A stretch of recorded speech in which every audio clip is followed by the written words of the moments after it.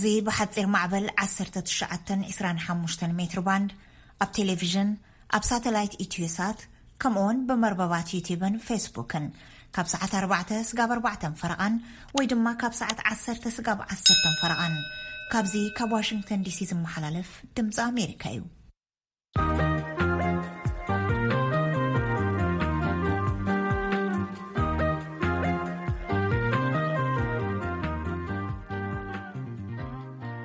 أزي أفولي قدعتا تبكيرو زدالو مدب قدام سنبتيو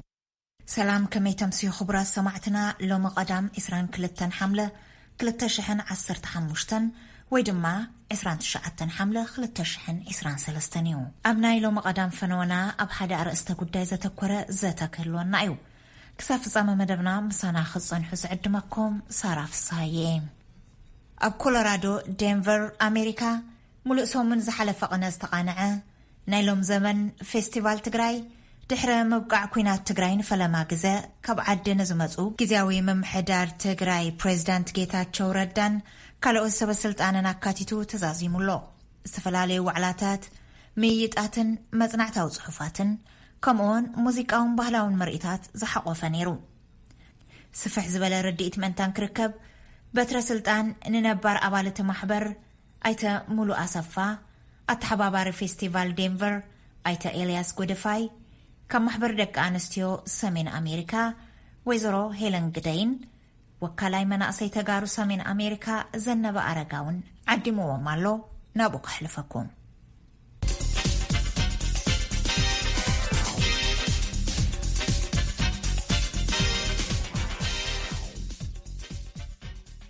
يغني النمبر غايش VOA سلازخونكم ناي اللوم زبن فيستيفال تجراي أب سمين أمريكا مزرعة بجيرنا لنا داعم هنسات لتجراي يبل تيمو كدم كله العلو كله سلام انت عايز رستوزي تماريس وبزبل الجمرة يغني لي بترة تأرسل تمارس قالو وانا نطوي تجراينا أو حالة فسل السرعة عمت أب صنتت بناي دجن مش تنحيلتات تتورس استعوج لا عدن هزبنيو نيلو تجراي أوز بصح صقم دما ماليه يولن رعون فيتنا يوك بحال يخلن وحفشا جن زعانوا زدرسه عدل لنا استباسا بس هزو لنا زي مسارت غيرنا هزبنا نخندحن عدنا داغم هنصت نخنقبر مسارت غيرو تسيم تيمايمو نت غزي زبطن خوينو سدرخنايو እሱ ምክንያት ተገይሩ ተሰይሙ يغني لي كم تتفلتوا خاب برتوع ناي چنقن هوكاتن زبن تفجيرو كوفيد زبحال عالم ناويتو كاب غزا معصاو وصمران مش جمرنا كالاي ويساساي احمد اخون نبر سب كم سبون فوكسيلو سعسعلن زدرفلن غزي اي نبرن اب دينفر كن قرو فتحت حزبلكم تماسلو بحلفي من اسي زياده نازللون الناس عسعون ترأيهم كالوتون كومو زنبا خمينيرو حقيزكم دو أبتو زنواركم مطرات الجنكاتن نخط الساقرو من هالوات من أسايب بهاريو مسلو إنرجي قالا كابتم عبيتي فليلو كزلل كسعسع ترأي خونيو جن تسمعيت ملو بملو أي يدفعنا نزلو مالتي منعتم ملو سلام ملو هواهو رهوا جنا أو قالسين عزلنا إلا أنا أمن حزون بستوصل ملكعو كافتناي عامو قرناي قرم عامي لومي يحايش منياتهم أو عد زلو هزوي قرو تسفى سلام ريو ناير هوا عير يتم تسلو بمتعنو دارقا فرقة مالتيو سلازي مسوتنا أصرف لها لو عامت قرو بزحشة ملكعو قليل لو تريو تمان أسي ملو بملو قنا يخونن بزحات قنا ملي أمنا أسعيتن قويلان زيعتو من أسين ولدن قامون حور سوين اللونا إلي لأمن مالتيو ويزارو دخلتي ويس هيلن يقرأتها حاديو عن هيلن ولمي حر هيلن لكن استيون بزح زي معركنا له زيادة ون تشلاليمو كقرب عم مقبر الجام كنزو فخنا له يمثل نيرو بفيديو الرأي كلون زيو دموعي نيرو مو سكنجر نجرني كمي تقرب كنا له كمي نيرو ندك أنستيو كمي كوين راح يبكيت مدرخ بمجمرة نبز كاشرزي أخوين عدمت كنا هنقرب استعدنا خبرتي هبرني أمني لي فيستيفال زي كله كم ناس فيستيفال مدلو كوميتيون كم فيستيفال تجرايون كم تزح حلف الزنبرة مدلوات بزحون تغير له مزيو تعمون صبغ نيرو بزح مدلوات بمحبرو بخبابيون تداليليو كل تجرايون ብሃንቀውታውን ዝፅበዮ ነይሩ ከምቲ ናይ ዓም ዝኾን ከይድገምስ ሕጂ ድኾን ብዝበለፀ ድኾን ይሓልፍ ይኹን ዝበሃል ተስፋውን ስለ ዝነበሮ ኮይኑ ከዓ ብዝበለፀ እውን ኮይኑ ብተፀቢዎ ዝነበረ ሰብ እውን ካብ ተፀብናይ ላዕሊ ብፍላይ ሰብ ክመፅል ይመፅል ኢና ቁሩብ ተስፋውን ነይሩ ምስቲ ኩነታት ዘሎ ሞ ግን ከዓ ዝበለፀ እቲ ሰብ ብሞራልን ብሓቦን ዓድናን ህዝብናን ክንሕጎስ ኣለና ህዝብናን ክንሕግዝ ኣለና ኢሉ መፅኡ ንሕና እውን ከምዚ ዴንቨር ኮሚኒቲ መጠን እውን ከም ደቂ ኣንስትዮ መጠን እውን ኩሉ ክጠላላት ማሕበር ዓብይ ዝግጅት እዩ እንዳገበረሉ መፅኡ እና ብዝበለፀ ፅቡቅ ሓሊፉ ከም ጓል ኣንስተይቲ መጠን ከዓ ኣብታ ናይ ደቂ ኣንስትዮ በዓል ክትኮን ከላ ድሙቕ ብዝበለ ጓል ኣንስተይቲ ማለት ኩሉ ሻዕ መብራህቲ ገዛያ እሞ ነቲ ዝግበር ምንቅስቃሳት ኩሉ እውን ብዝደመቐ መንገዲ ጓል ኣንስተይቲ ገዛ ኣብሪሃ ገዝኣ ኣሻላሊማ ክትቀበል ምኳና ብፍላይ ድማ ክቡር መራሒና ተጋዳላይ ጌታቸው ረዳ ምምፅኡ እውን ብጣዕሚ እዩ ኣድሚቑልና ናሃቱ እውን ዓብይ ተስተዋፅኦ ገይሩ እዩ ንዕኡ ንክንቅበል ንሕና እውን ከም ደቂ ኣንስትዮ መጠኑ መራሒና እሞ ብፅቡቅ ጌርና ሸላሊምና ክንቅበል ኣለና ኣደስ ገዛ ኣብሪሃ ፀራሪኣ ትቕበል ሞ ብዝብል ቴማ እውን ሓሲብና እውን ፅቡቅ ጌርና ሸሊምና ክንቅበሎ ዝገበረና ሓደ ሞራል እውን እዩ ንሱ እውን ከዓ ማዕሪጉልና ፅቡቅ በዓል ህዝቢ እውን ተሓጒሱ ንሕና እውን ተሓጒስና ብዝበለፀ መንገዲ ካብቲ ዝሓለፈ ብልፅ ብዝበለ መንገዲ እውን በዓልና ተኻይዱ ህዝብና እውን ሕጉስ እዩ ነይሩ ንሕና ብዝገበርናዮ በዓል ብዛዕባ ብጣዕሚ ኢና ተሓጒስና ተሓጒሱ ህዝብና ምኻዱ ንዓና እውን ዓብይ ተሓጓስን ዓብይ ሞራልን ይፈጢሩልና እሞ ብጣዕሚ ብዝገርም ድበላዎም ዘቕረብናዮ ብዝገርም ኮይኑ ከዓ ሓሊፉልና ብጣዕሚ ሕጉሳት ኢና በዚ ከም ደቂ ኣንስትዮ መጠን ከዓ ሞራልን ሂቡና ማለት እዩ ይቕኒለይ ኣቶ ሙሉ ካብዞም ኣብ መንጎና ዘለው ተሳተፍቲ እቲ ፌስቲቫል ነባር ኣባል ኢኻ ንስኻ ናይ ነዊሕ ዓመታት ተመክሮ ኣለካ እስከ ነፃፅረለይ ክሳብ ሎሚ እናተዳለውን እናተተግበሩን ምስ ዝመፁ እዚ ናይ ዴንቨር ኣብ ምቅርራብ ይኹን ኣብ ፍፃሚኡ ከመይ ረኺብካዮ እንታይ ከፈጢሩልካ ሓሊፉ ኣነ ብዙሕ ዳርጋ 43 ዓመት ካብቲ 49 ፓርት ኦፊት ኮይነ ፀኒሐ እየ እዚ ናይ ሎሚ ብጣዕሚ ፍሉይ ዝገብሮ ኣብ ጭንቂ ግዜ ኮይና ተዓንተል ገልፆ ነበርኩ ጭንቂ ገና ህዝቢ እውን ኣይተፈትሐ እሱ ኣብ ዘይተፈትሐሉ ግዜ ኣብ መንጎ ህዝብና እውን ሕቶታት ደንገርገር ኣብ ዘሎ ግዜ ኮይና ነብዕሎ እዩ እቲ ህሉ ኩነታት ናይ ዓዲ ኣፀቢቑ ስለለይተፈትሐ ጉባኤና እቲ ኮንፈረንስና እንዲ ዝልግባእ ኣስተዋፅኦ ልከይህልዎ ክእል ኢሉ ንፍርሕ ነርና እዩ ኮይኑ ግን ናይ ፕሬዚደንት ጌታቸው ምምፃእ ፍሉይ ኩነታት ይፈጢሩልና ሓደ ትገምጋም ዝምልከቶ ሰብ ዘየለ እንድዩ ተምጉሶ ከይትህሉ ኤልያስ ተዓዊትካ እዩ ዝብለካ ዘሎ ንስኻ ጠውላሕታኻ እየ ሓቲተካ ነይረ ንስኻ እንታይ ተሰሚዑ እኳ ከም ነባር ተስምዒተይ ትልወልካ እዩ ማለተይሲ ኩሉ እካብ ድኾነይ ናይዚ ኩሉ እካብ ብለይምንም ችግር ምውድኡ በዕሉ እና ናይ ሕቶይ መልሲ ዕጋብ ምንባር ካብቶም ካልኦት ግዜ ንመጀመርያ ግዜ እዩ ፕሬዚደንት ወይንም ላዕለዋይ ናይ ታይስሙ ኣመራርሓ ልመፀሉ ግዜ ንመጀመርያ ግዜ እዩ እና ኣብ ፕሪቶሪያ ዝነበረ ሰብ ኣብ ኬንያ ዝነበረ ሰብ ኣብዚ ብኣካል መፅኢ ኣና እውን ከረድአና ተሎ ሞና ኩነታት ዓዲ ኣነ ፍሉይ ስምዒት ይህውኒ ይቕኒለይ ኤልያስ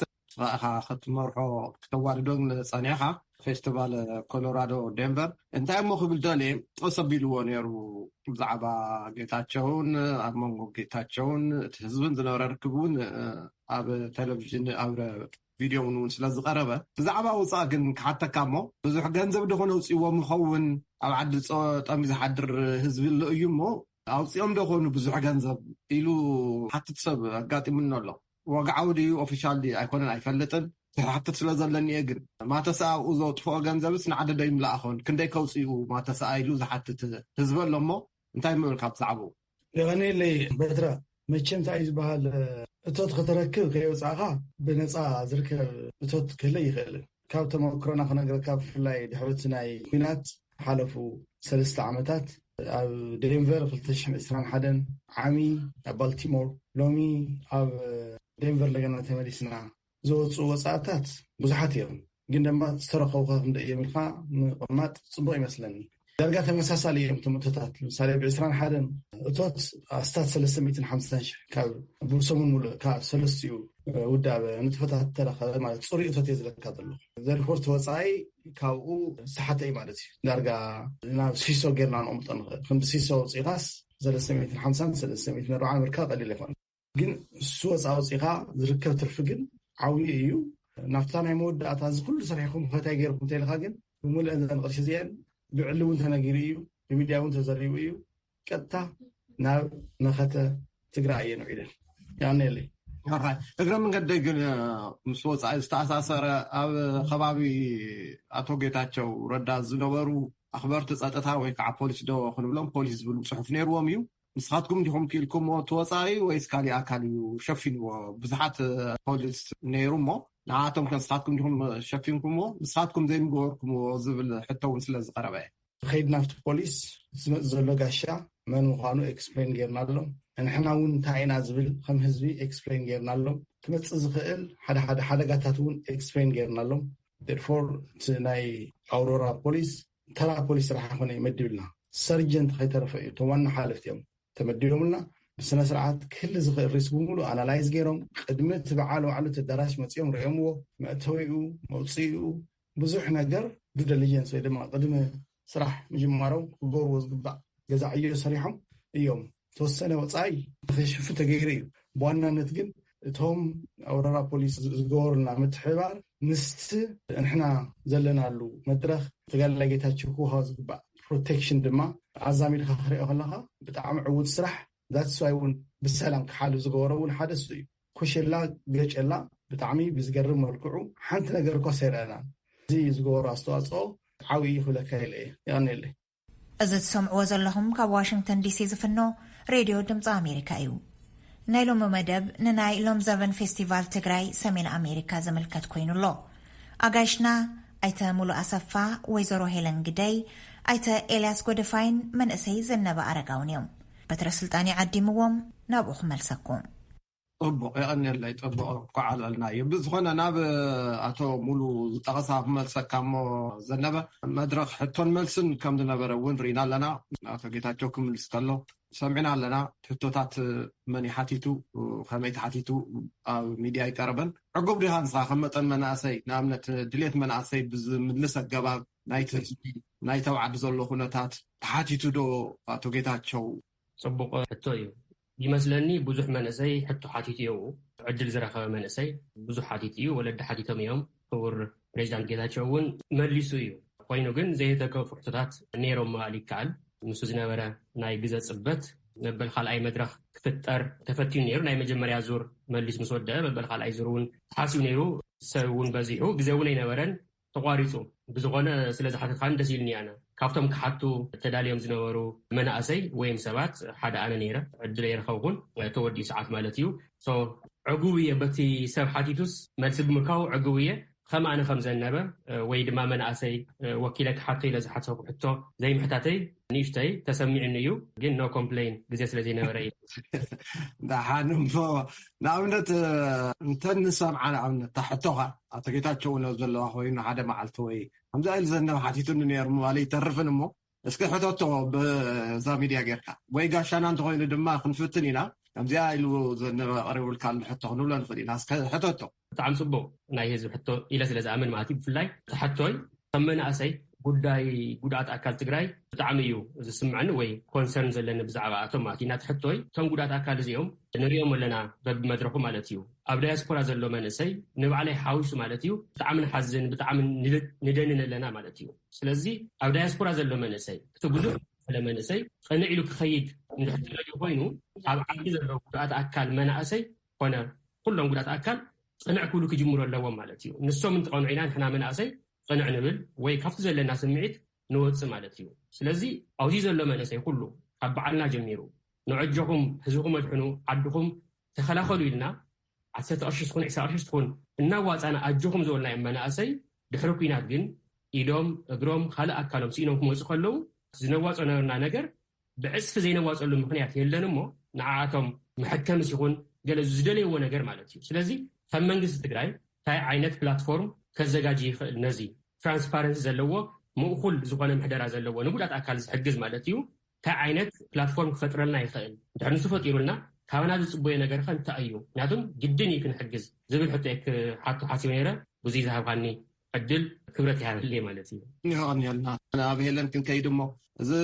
ዘነበ ዝብሎ ዘሎስ ጉድኣት ኣካል ያ ክንሕግዝ ንደሊ ኢና ክንውስኽ ንደሊ ኢና እሞ እንታይ ምቅርራብ ኣሎ ይብሎ ኣሎ ንኣብነት ደቂ ኣንስትዮ ንስኺ ትመርሒ ኣብ ደቂ ኣንስትዮ ሞ ሕዘ ጀምሪ ንኣብነት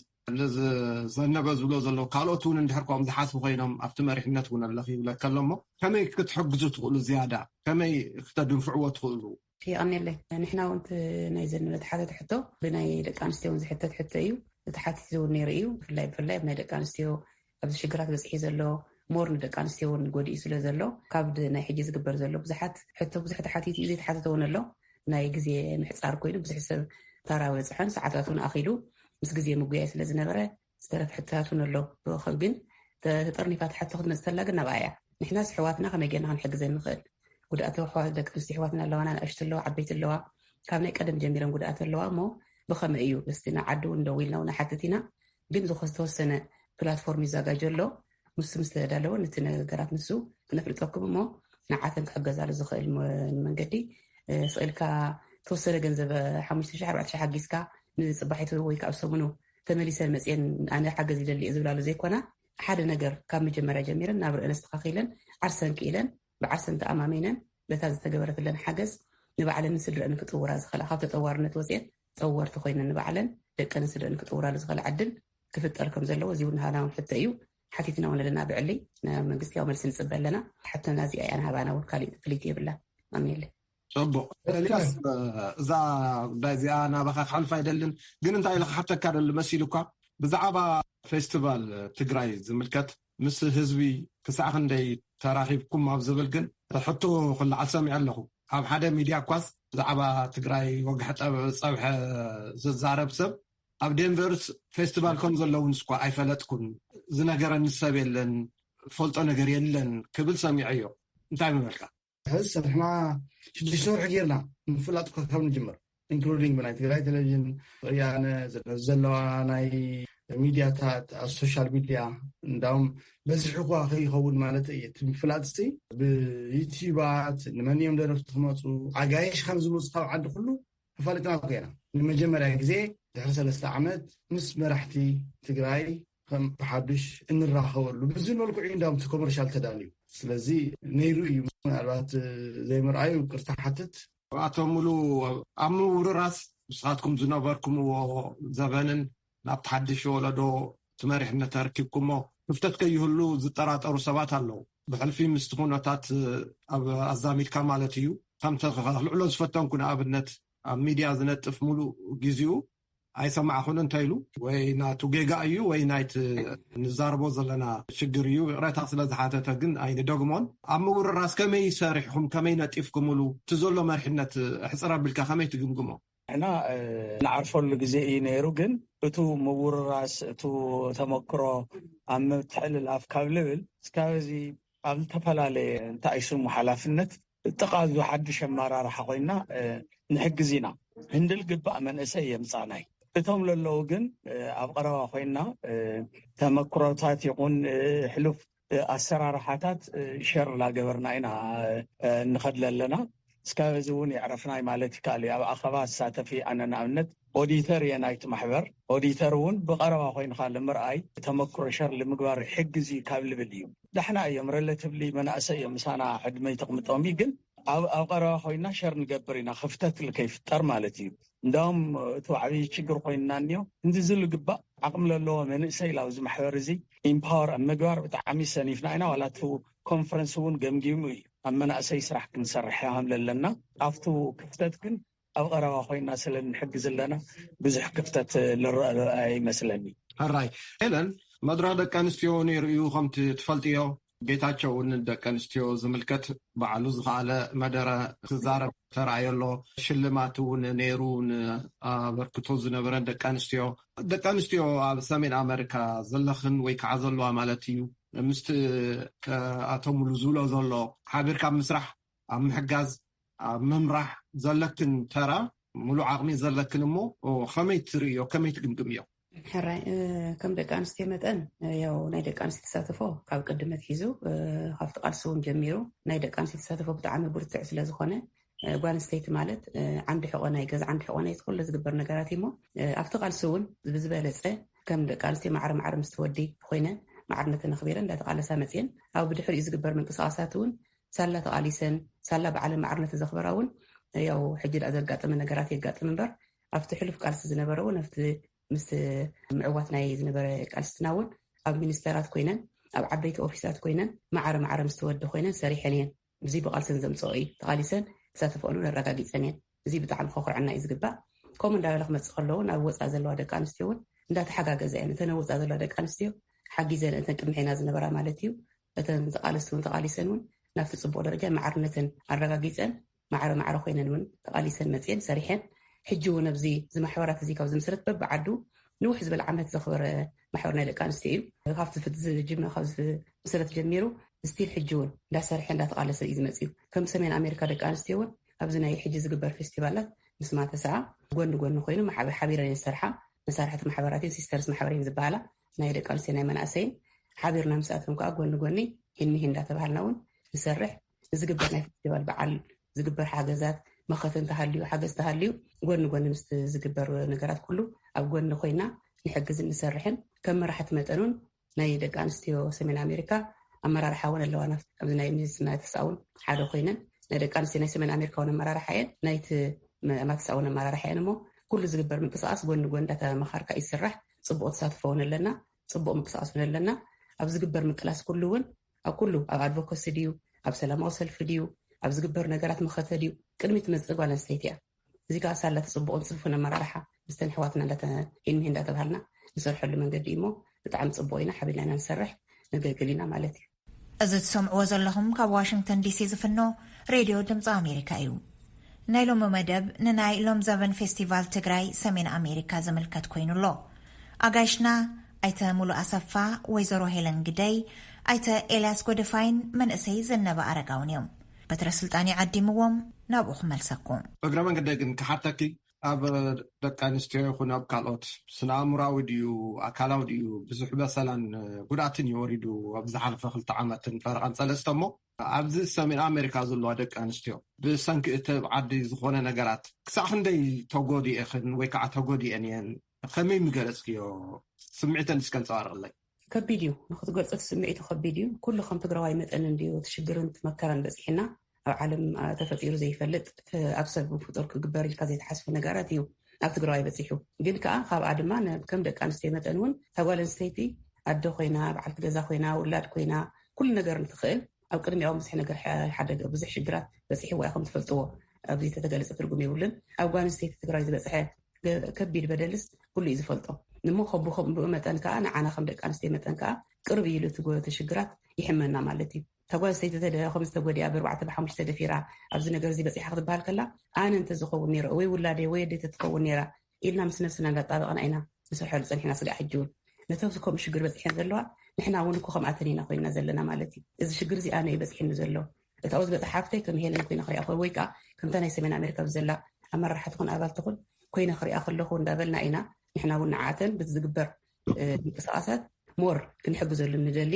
ሞር እውን ተጠናኺርና እውን ኣሕዋትና ኢልና እውን ኣብ ብዙሕ ምንቅስቃሳት ንቃስ ንሳተፈሉ እውን ስለዝተሰምዓና እዩ ከቢድ እዩ ስምዒቱ ከቢድ እዩ ክትገልፆ ኣይትኽእልን ግን ድማ ካብ መፀና ከዓ ክንገብረሉ ንኽእል ርእስና ምድናን ዘይኮነ ተደፊረን እየን ኣሕዋትና ጎዲአን እየን እሞ ኢልና ርእስና ደፊርና ክንደምን ዘይኮነስ ነቲ ዝበፅሐ ሽግር ሞር ሕሪንና ሞር ከዓኒ ነቲ ናህዛተን ዝበፅሐ ፀገማት ኩሉ ብኸመይ ጌርና ንዓተን ክንድምሰል ንኽእል ብፍላይ ደቂ ኣንስትዮ ደቂ ኣንስትዮ ብኸመይ ኢና ንዓተን ደቢስና ካብቲ ፀገመን ካብቲ ሽግረን ዋላይ ነውፃእ እየን ንግዚኡ ግን ኣጆኹን ኣብ ጎኒ ክን ኣለና ምስኣኸን ኢና ፀገም ክንፀገምና እዩ ከም ተጋሩ መጠን ይኹን ከም ጓል ኣንስተይቲ መጠን ከዓኒ ንዓና እውን ስለ ዝቐርብ እንዳበልና ደጋጊምና እውን ኣጆኹን ንብለን ኢና ዝግበር ሓገዛትን ብጣዕሚ እንዳተገበረ መፅ እዩ ብዙሕ ሓገዝ ይስራሕ ኣሎ ተገይሩ እውን ሕጂ እውን ይግበረሉ ንወደፊት እውን ምስኣተን ኮይና ቁስለን ክንሕብስ ንብዓተን ክንሕብስ ካብቲ ዘለዎ መከራ ወፅአን ኣሎ ክነብኦ ንኽና ተስፋ ኣለና ንኽብላ ተስፋ ንኽገብራን ተስፋ ጥራሕ ዘይኮነስ ርዮ ዝተዋፅኦ ጌርና እውን ዝስራሕናዮ ስራሕ ዕውት ኮይኑ ንክንከይድ ንሕና እውን ንቀሳቀሱ ኣለና ምስተን ዓዲ ዘለና እውን ንረግዕ ኣለና እዚ ብጣዕሚ ይጎዲእና ግን ከዓ ጎዲእና ኢልና እውን ርእስና የድነና ንሰርሐሉ ኣለና ክብለካ ይደልት እሞ ዘነበ ኣቶ ሙሉ ክዛረብ ከሎ ሰሚዕሃ ኢኻ እቲ ማሕበር ሕጋዝ ይኹን ናይ ምርካብ ተበግሶ መናእሰይ ብዙሕ ኣይሰራሕናሉን ኢሉ ንነብሱ ወይ ከዓ ትወለዶ ይነጥፈሎ ሙሉ እቲ ሓድሽ ወለዶ ቲ መንእሰይ ንክርከብ ይነጥፍ ዶ ባዕሉ ክኢሉ ዶ ይንቀሳቀሰሎ ዝብል ግን ክፍተት ከም ዘሎ ጉድለት ከም ዘሎ ሓባር እዩ እሞ ንገረኒ እስኪ ተራ መናእሰይ ኣብ ኣሜሪካ ዘሎ ማለት እዩ ከመይ ጌርካ ምገለፅካለይ ጥቡዖቶ እዩ ኣብ ሰሜን ኣሜሪካ ግደ መናእሰይ ተጋሩ ማለት እዩ ብቐሊል ዝረአይ ግደ ወይ ብቐሊል ዝረአ ተሳትፎ ይኮነን ኣብ ብዙሕ ነገር ይሳተፉ እዮም ተሳትፎሙን ይዕወቱ እዮም ማለት እዩ ኮይኑ ግን ስፔሲፊካሊ ናብቲ ፌስቲቫላት ክትመጽእ ከለኻ ወይ ናብተን ሰለስተ ሲስተር ኦርጋናይዜሽን ክትመጽእ ከለኻ ታናይ መድረኽ መናእሰይ ዓርቢ ምሸት ኩሉ ግዜ ድምቀትታ ፌስቲቫል እንድያ ዓርቢ ዝጅምርቲ ከምዚ ናይት ሾው ብደረፍቲ ብገለመለ ንሱ ደሚቑ ሓልፍ ተሎ ነቲ ቀዳም እውን ኣድሚቑዎ እዩ ዝሓድር ሰንበት እውን ከም ተቐቢለን የድምቆ ማለት እዩ ስለዚ ኩሉ ግዜ ታናይ መናእሰይ መድረኽ ዓበይቲ ወለዲ ምስ መናእሰይ ደቆም ህፃናት ምስ ዓበይቲ ኣሕዋቶም ኣሓቶም ሓደ ዘሕልፍዎ መድረኽ እዩ እና ቀሊል መድረኽ ኣይኮነን እሱ ክቕፅል እናበርትዐ ክኸይድ ዝግብኦ መድረኽ እዩ ኣብታ ኣያና ሙሉ ዝገለፃ ማተሳ ጥራሕ ይወቅስን ኣነ ወይ ቶም ዓበይቲ ጥራሕ ይወቅስን ማለት እዩ ዓበይቲ ናይ ባዕሎም ይወቅስ ኣለዉ ኣነ እውን ከም መናእሰይ ትግራይ ፌስቲቫል እዚ ወይ እቲ ማሕበር ተጋሩ ሰሜን ኣሜሪካ ንማተሳ ጥራሕ ወይ ንዓበይቲ ጥራሕ ገድፍሉ የብሎምን ክውንንዎ ኣለዎም ኣውነርስ ክኾኑ እኒሄዎ ማለት እዩ ኣውነርስ ምኳን ድማ በጃኻ እንደናዓ ተቐበልና ተባሂሉ ተለሚኑ ይኮነን ክቐርብ ኣለዎ ዘሎ ክፍተት ክወቅስ ክነቅስ ኣለዎ ድሕሪኡ ክፍተታት ዕርዩ ተቐቢሉ ኣማሒሹ ወናናይ ክኸውን ኣለዎ ማለት እዩ ስለዚ ዓበይቲ ጥራሕ ይቅርታ ዝብሉሉ መድረኽ ክኸውን የብሉን ማለት እቶም መናእሰይ እውን ቀሪቦም ክቕበሉ ኣለዎም መንእሰይ ዓብዪ ሓይሊ ዓብዪ ጉልበት ዓብዪ ዓቕሚ ዘለዎ ክፋል ማሕበረሰብና እሞ ብርሑቕ ኣይንኹን ንኣብነት ንሕና ንኣኼባ ክንፅውዕ ከለና መፂኦም መፍቲ ኣኼባ ነቲ ዝነበረ ኣመራርሓ ነቲ ወዲኡ ዝኸይደ ኣመራርሓ ዘይሰርሖ ስራሕ እንተሃልዩ ቻለንጅ ገይሮም ንምንታይ ዘይተሰርሐ ኢሎም ክሓትዎ ዝሰርሖ ፅቡቅ ነገር ተሃልዩ ንሱ ተቐቢሎም ወሪሶም እቲ ማሕበር ተቐቢሎም ኣዕብዮምዎ ክኸዱ ዝግባእ እምበር ወሰን ኮንካ ዝመሓየሽ ነገር ወይ ዝዕረ ነገር ኣይክህሉን ስለዚ መንእሰይ እቲ ማሕበረሰብ ትግራይ ኣብ ሰሜን ኣሜሪካ ወይ ማተሳ ዝበሃል ብዓበይቲ ጥራሕ እናተመርሐ ክነብር የብሉን ንሶም ናብራ ኣለዎም ናብሮኦም ገዲፎም ዝመርሑ ዘለዉ ማለት እዩ ክፍተት ክህልዮም ድዩ ብዙሕ ክህልዮም ክእል እዩ ግን እንታ ናይ ዓቕሞም ይሰርሑ ኣለዉ እዮም ስለዚ መንእሰይ ናብኡ ኣትዩ ንዓኣቶም ተቐቢሉ እቲ ዘሎ ዓብዪ ማሕበር ቀሊል 50 ዓመት ከቁፅር 60 ዓመት ተሪፈቶ ዘላና ተቐቢሉ ንሱ ኣብዚ ዘሎ ማሕበረሰብ ሓጊዙ ኣብ ዓዲ ዘሎ ህዝቡ ናይ ምድጋፍ ሓላፍነት ኣለዎ እሞ መፂት ማሕበር ይቀበሎ ወሰን ኣይበል ወናናይ ፌስቲቫል ትግራይ ወናናይ ማተሳ ይኹን ትመንሰይ ክብል ዝደሊ ማለት እዩ ናብ ኤልያስ ቅድም ሓደ ሕቶ ሓተካ ምኡ ከለኻ ዘነበ ኣብዚ ዝሓለፈ 5 መዓልቲ ማለት እዩ ፌስቲቫል መድረኽ መናእሰይ እውን ነይሩ እዩ ወይ ከዓ መናእሰያት እውን ብተፈላለዩ መልክዕ ተሳቲፎም እዮም ከመይ ተሳቲፎም ከመይ ሓሊፉ ፅቡቅ ሕቶ ኩሉ ግዜ ፅቡቅ እያ ትሓልፍ መድረኽ መናእሰይ ማለት እዩ ፅቡቅ ዝገብሮ ህፃናት እውን ስለዝሳተፍሉ ወለዲ እውን ስለዝሳተፍሉ መናእሰይ እውን ስለዝሳተፍሉ ኩሉ ሓዊሱ መቂሉ ንኣብነት ካልቸራል ሾው ወይ ባህላዊ ምርኢት ዝበሃል ኣሎ ባህላዊ ምርኢት ነቶም ዓበይቲ እውን ይሐጉሶም እዩ ናይ ደቆም ታለንት ናይ ደቆም ባህሎም ዓቂቦም ሓዞም ይሐጉሶም እዩ እቲ መንእሰይ እውን ስለዘዳሉ ይሐጉሶ እዩ እቶም ህፃናት ግን ብዓብዩ ማለት እዩ ትግራይ እንታይ ትመስልሲ ኣብታ ሾው ንሳ እዮም ዝርእይዋ ሳዕስዒት ኣሎ ምርኢት ኣሎ ታሪካዊ ዛንታ ነገር ኣሎ ስለዚ እቶም ህፃናት ብዓብዩ ተሓጉሶም ዝሕልፍዎ ባህሎም ቋንቋኦም ስነ ጥበቦም ብሓፈሻ ትግራውነቶም ዝንፀባረቀሉ መድረኽ ስለዝኾነ ደሚቑ እዩ ዝሓልፍ ንዓይ ናይ ሎም ዓመት መድረኽ ዓርቢ ምሸት ወይ መድረኽ መናእሰይ ፅቡቅ እዩ ሓሊፉ ካብተን ሕውየትን ህንፀትን ትብል ብሙሉእ ተቐቢልና ኣብቲ ሕውየት ትብልና ክነተኩር ደሊና ማለት እዩ ሕውየት መናእሰይ ወይ ጉዳት ኣካል ትግራይ ዝብል ከም መናእሰይ ተቐቢልና ኣለና ትግራይ ምህናፅ ማለት ህንፃ ወይ መንገዲ ወይ ቤት ትምህርቲ ወይ ክሊኒክ ምስራሕ ጥራሕ ኣይኮነን ማለት እዩ እቶም ዝተጎድኡ መናእሰይ እውን ብተዓቕምና ታዝረኸብና እያ ታትግብኦም ታቃል ዝኣተና እያ ንዕኦም ክንህባ ኢና ንደሊ ማለት እዩ ኣብዚ እርግፀኛ እየ እቶም ካልኦት ማሕበራት ሲስተር ኦርጋናይዜሽን እውን ንዓና ተረዲኦም ተሓጋጊዝና ፅቡቅ ስራሕ ክንሰርሕና ዝብል እምነት ኣለኒ ብሓፈሻ ግን እቲ መድረኽ መናእሰይ ብጣዕሚ ፅቡቅ እዩ ሓሊፉ ዕውት ነይሩ ክብሎ ክእል ሓንቲ ዝጎደለትና ኩሉ ግዜ ዓመት ንገብራ መድረኽ ኣኼባ ኮንፈረንስ ኣይተገበረትን ምክንያቱም መናእሰይ ኣብ ካሊእ ንጥፈታት ነይሮም ኣይመፁናን ሕዚ እውን ብዙም ድዩ ብግዛዕ ጌርና እቲ ምርጫን ኮንፈረንስን ክንገብሮ ኢና ተመስግኖም ዝደሊ ግን ማተሳ ደቂ ኣንስትዮ ኩሎም እቲ መድረኽ እዚ ዓርቢ ይኹን ቀዳም ይኹን ሰንበት ሰለስቴና ከም ተጋሩ ተሓጋጊዝና ኢና ሰሪሕና እዮም ኣብ ዓርቢ ማተሳ ሓጊዞምና ደቂ ኣንስትዮ ሓጊዝናና ቀዳም ኩላትና ጌርና እዮም ሰንበት ኩላትና ተሓጋጊዝና ፅቡቕን ዕውትን ፌስቲቫል ኣሕሊፍና ይቐፅለና ክብል ደሊ ዝፍቅሪ እዚ ሓድነት እዚ ማለት እዩ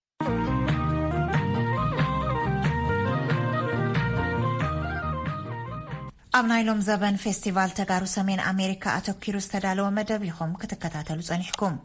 ንኣጋይሽናን ንበትረን ኣዚና ነመስግን እዚ ካብ ዋሽንግተን ዲሲ ዝፍኖ ሬድዮ ድምፂ ኣሜሪካ እዩ ንሎም ዘዳልናዮ መደብ እውን ኣብ ዝተዛዚሙ